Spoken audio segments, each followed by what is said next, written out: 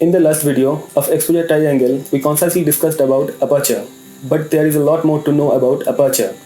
Aperture is one of the three pillars of photography and certainly the most important.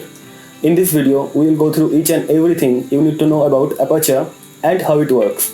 Hi, my name is Pritam and you are watching Flickr Creation.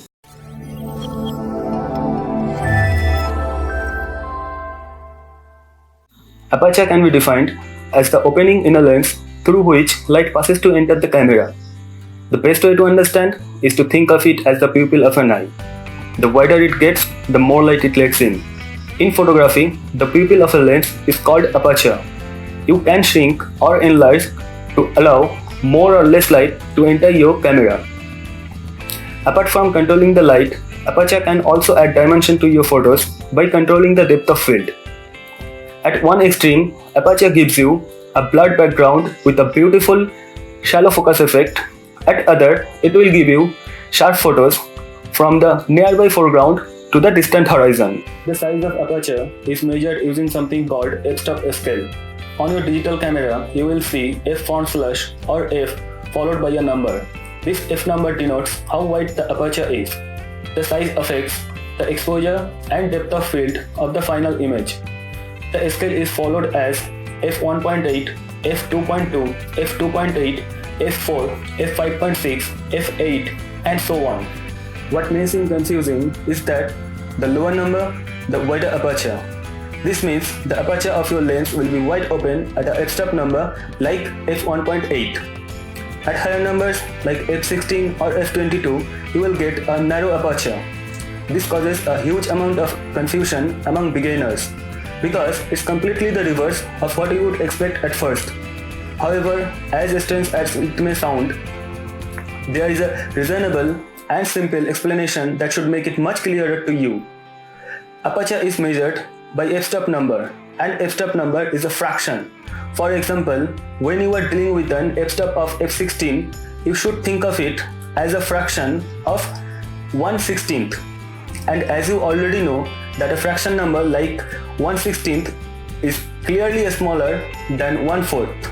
The other critical effect of aperture is depth of field. Depth of field is the amount of a photograph that appears sharp from front to back. Some images have thin or shallow depth of field where the background is out of focus. Other images have large or deep depth of field where the both foreground and background are sharp. In this image, you can see that the girl is in focus and appears sharp, while the background is completely out of focus. The choice of aperture played a big role here. I specifically used a large aperture in order to create a shallow depth of field. This helped me to bring the attention of the viewer to the subject.